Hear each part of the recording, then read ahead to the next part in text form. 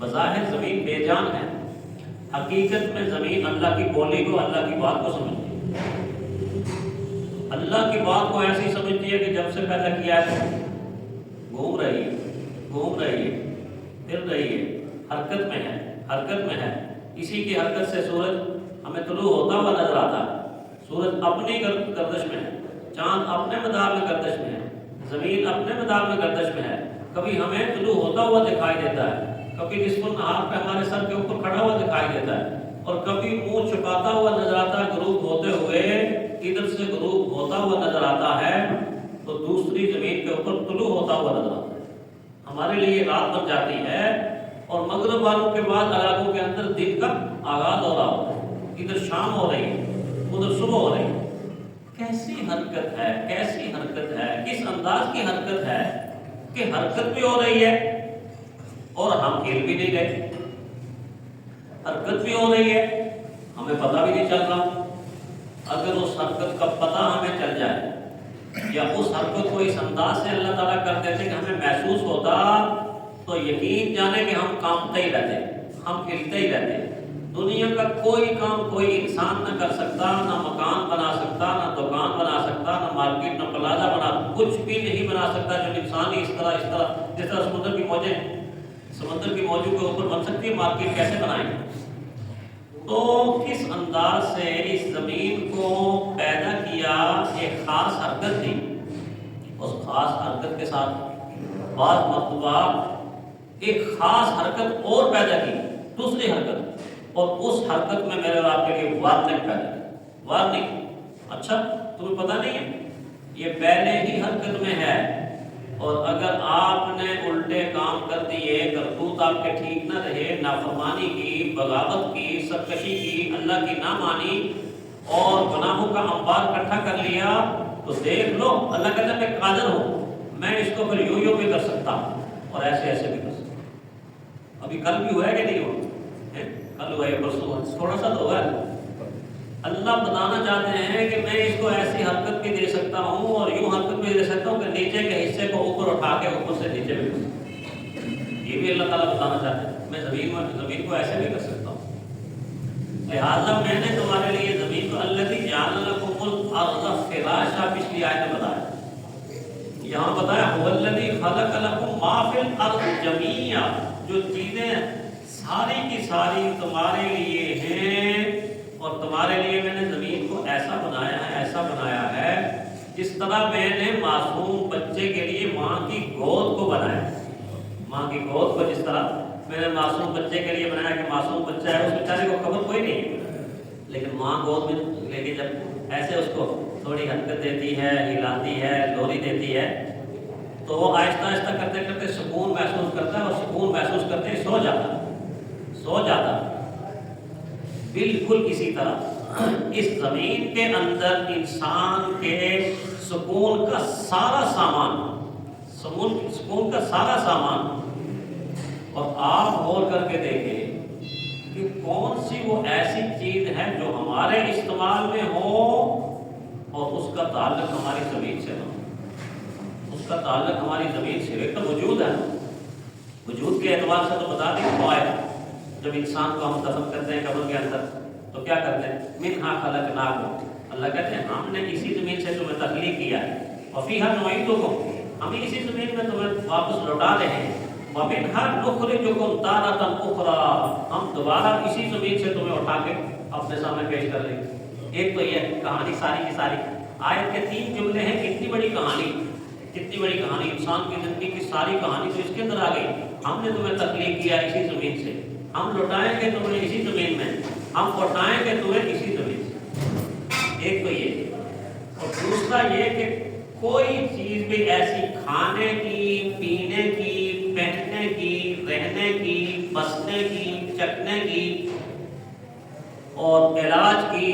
ضروریات کی ایک بھی ایسی چیز نہیں ہے جس کو آپ حاصل کریں یا استعمال کریں اور اس کا تعلق زمین سے ہو، اس کا تعلق زمین سے، کوئی چیز ایسی نہیں۔ ہر غذا کا تعلق زمین کے ساتھ ہے، خوراک کا تعلق زمین کے ساتھ ہے، لباس کا تعلق زمین کے ساتھ ہے، رہائش کا تعلق زمین کے ساتھ ہے، کاروبار تجارت اور جتنی چیزیں زمین کے ساتھ ہے، غلے اور فصلوں کا تعلق زمین کے ساتھ ہے، ہماری تجارتیں زمین کے ساتھ وابستہ ہیں۔ اس کے علاوہ اس کے اندر جتنے خزانے دفن ہیں ان کا تعلق زمین ہی کے تو ساتھ ہے۔ ہمارے پاؤں کے نیچے جو زمین ہے، سونا اس کے اندر کر دیا،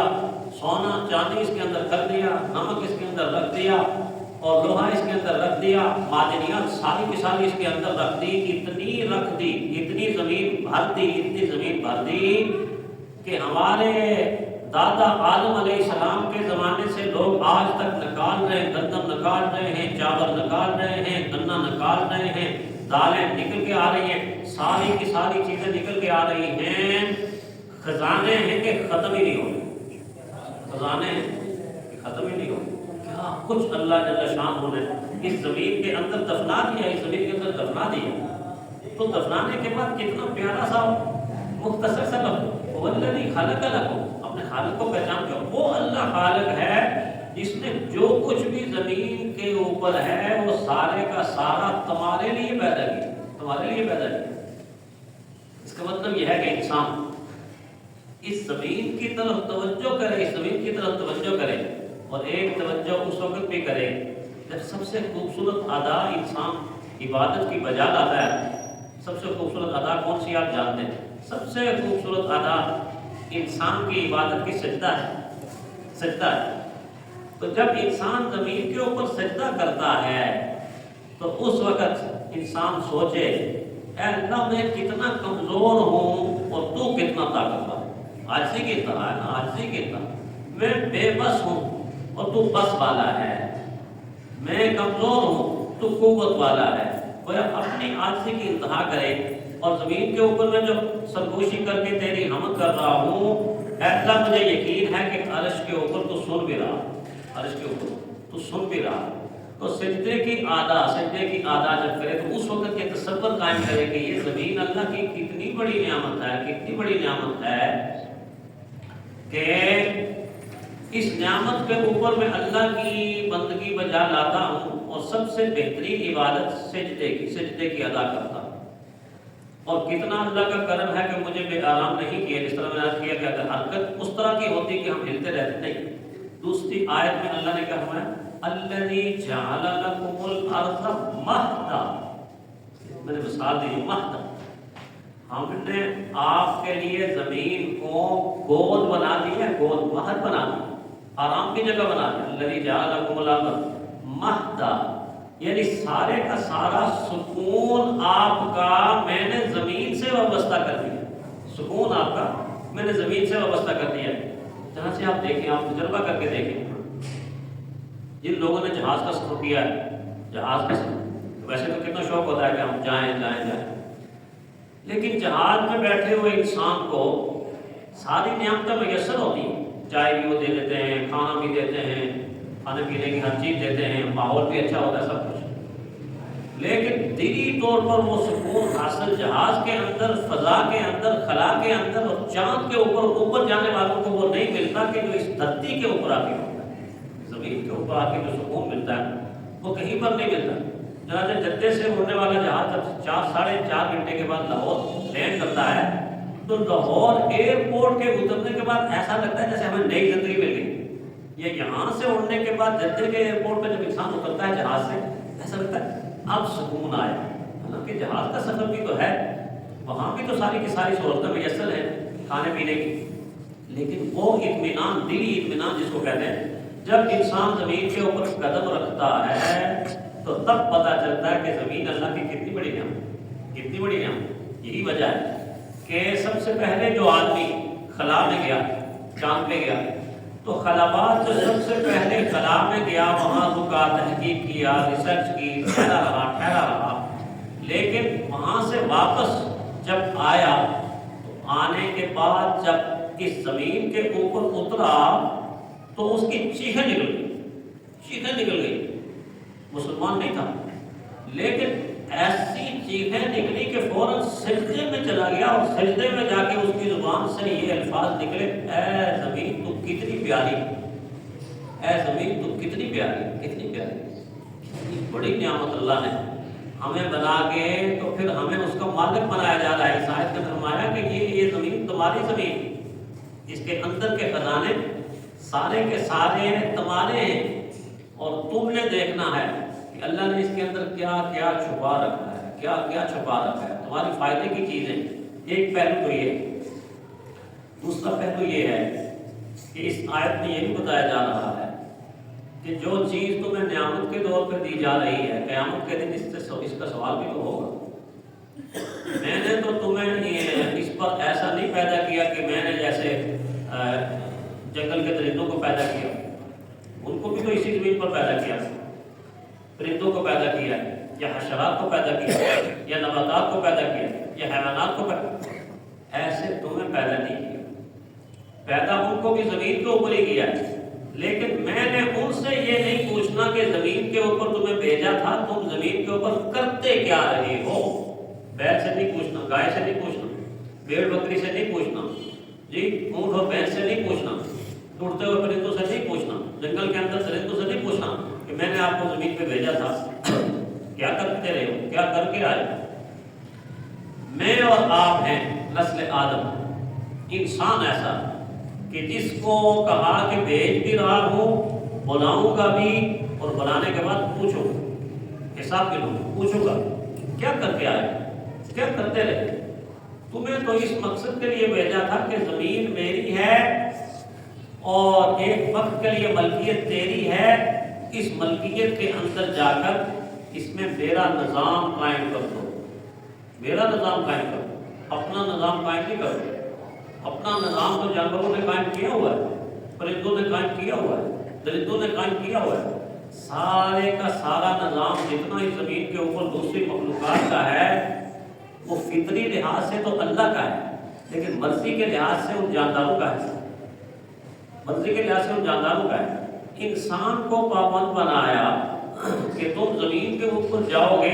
نظام اپنا قائم نہیں کر سکتے، نظام میرا ہوگا، زمین میری ہوگی، تم بندے میرے ہوگے، لیکن نظام تمہارا نہیں ہوگا، نظام میرا ہوگا۔ کیوں؟ انی جاعل فی الارض خلیفہ، میں نے تمہیں اپنا نائب بنا کر بھیجا ہوا ہے، جب نائب بنا کر بھیجا ہوا ہے تو نائب کی ڈیوٹی اگر پوری نہ دی تو پھر میرے پاس آؤ گے تو میں تم سے حساب لوں، واپسہ کروں، پکڑ کروں۔ یہی تو امتحان ہے، یہی تو آزمائش ہے کہ اس زمین پر ہم صبح سے شام تک چلتے ہیں، رہتے ہیں، بستے ہیں، اٹھتے ہیں، بیٹھتے ہیں، تجارتیں کرتے ہیں، لین دین کرتے ہیں، معاملات کرتے ہیں، ساری زندگی کا نظام اس زمین کے اوپر رہ کر کرتے ہیں، لیکن پیچھے ہٹ کر نہیں دیکھتے کہ اللہ تعالیٰ نے 364 مرتبہ جو قرآن حکیم کے اندر الارض الارض الارض اور مختلف انداز، یعنی یوں آپ سمجھیں کہ اگر 364 جو مرتبہ زمین کا لفظ اللہ نے قرآن پاک میں دہرایا، ایک لفظ پہ اگر ایک خطبہ دیا جائے، ایک تقریر کی جائے، ایک نشست میں سمجھایا جائے تو سال کے 364 خطبے تو صرف زمین کے اوپر ہی ہو جاتے ہیں، زمین کے اوپر ہی ہو جاتے ہیں۔ اور یہ 363-64 خطبے دے کر بھی زمین کی حقیقت کو پوری طرح انسانوں کے سامنے واضح نہیں کیا جا سکتا، پوری طرح واضح نہیں کیا جا سکتا، اس لیے کہ اس کے اوپر جو سارے کا سارا ساز و سامان ہے، اس سامان کے ایک جز پہ ساری سائنس کروڑوں سال بھی لگی رہے، اس جز کو اس طرح نہیں سمجھ سکتی کہ جس طرح اللہ نے اس کو پیدا کیا ہوا کہ حقائق اور معرفت اس کے اندر رکھی۔ اسی وجہ تو سائنسدان حیران ہوتے ہیں، سوچنے والے حیران ہوتے ہیں کہ وہ علم کے اگر 10 دروازے کھولتے ہیں تو 20 دروازے ان کو آگے سے آواز دیتے ہیں، ہم بھی ہیں، ہم بھی ہیں، ہم بھی ہیں، ہم بھی ہیں۔ یوں علم کے پردے اٹھنا شروع ہو جاتے ہیں کہ ان کی عقل چکر کھانا شروع ہو جاتی ہے۔ یہی تو اللہ کی ذات کے لفظ کا معنی ہے کہ اللہ وہ ذات ہے جو تمہاری عقلوں کو حیران کر کے رکھ دے کہ اس سے آگے بھی کچھ ہے، اس سے آگے بھی کچھ ہے، اس سے آگے بھی کچھ، ہاں اس سے آگے بھی کچھ ہے۔ تمہاری زندگی کا خاتمہ ہے مگر اس سے آگے کا خاتمہ کوئی نہیں، اس سے آگے تو بہت کچھ اللہ نے اس کے اندر بتایا ہوا کہ اس سے آگے یہ ہے، اس سے آگے یہ ہے۔ جو اقبال نے اشارہ نہیں کیا کہ ستاروں سے آگے جہاں اور بھی ہیں، ابھی اس کے امتحان اور بھی ہیں، انہی روز و شب میں الجھ کر نہ رہ جا کہ تیرے زمان و مکان اور بھی ہیں۔ زمان اتنے محدود لامحدود سے ہیں اور مکان اتنے لامحدود سے اللہ نے بنائے ہوئے ہیں کہ اس انسان کے بس کی بات نہیں ہے کہ پوری طرح سمجھ سکے، لیکن اتنا مکلف بنایا، اس چیز کا مکلف بھی نہیں بنایا کہ جی آپ نے میرے سورج کو پوری طرح کیوں نہیں پڑھا، پوری طرح کیوں نہیں سمجھا، چاند کو پوری طرح کیوں نہیں، اس چیز کا مکلف نہیں بنایا. ہاں میدان دے دے، سمجھو دیکھو جانچو پرکھو تحقیق کرو، حکم تو دے دیا. مکلف کس چیز کا بنایا؟ پوچھا کس چیز کے بارے میں جایا کیا؟ میری زمین پر رہتے ہوئے میری مرضی سے رہتے تھے یا اپنی مرضی سے رہتے تھے؟ میری زمین پر رہتے ہوئے میری مرضی سے رہتے تھے یا اپنی مرضی سے رہتے تھے؟ اگر میری مرضی سے رہتے تھے تو پھر آگے آپ کے لیے وہ زمین ہے اس کو میں جنت کی زمین کہتا ہوں، اور اتنی لامحدود ہے کہ وہاں پر قدم رکھتے ہوئے کیسا روشن دان کھلے گا اور انسان اپنی ان آنکھوں سے دیکھے گا. اتنا لامحدود جہان کہ اس جنت کی زمین کو دیکھ کے ایسا لگے گا کہ یہ زمین ہماری روٹی کی طرح ہے. روٹی چھوٹی سی توے پہ ڈالتے ہیں کہ پوری زمین روٹی کی طرح لگے، اتنی چھوٹی سی ہمیں تھی. ہم تو اس کو بہت بڑا سمجھتے تھے کہ بہت بڑی نہیں تھی، بہت چھوٹی تھی. بڑی کون سی زمین ہے؟ جنت کی زمین. تو اللہ پوچھیں گے اگر میری مرضی کے مطابق اس زمین کے اندر رہے ہو تو میں تمہیں جنت کی زمین دوں گا، اور اگر میری مرضی کے مطابق نہیں اپنی مرضی کے مطابق زندگی گزار کے آ رہے ہو تو پھر یہی زمین تمہاری پسلیوں کو ایسے ایک دوسرے کے اندر گھسا دے گی. قبر کے اندر پڑے ہوئے تم اتنی تنگی محسوس کرو گے کہ تم تصور بھی نہیں کر سکتے. هو الذی خلق لکم ما فی الارض جميعا. اللہ وہ ذات ہے جس نے بنایا ہے تمہارے لیے سب کچھ جو اس زمین کے اندر ہے. اس طرف توجہ دینی چاہیے اور اس کے مطابق زندگی کو بنانا چاہیے. اللہ تعالیٰ ہمیں ایسا ہی کرنے کی توفیق عطا فرمائے.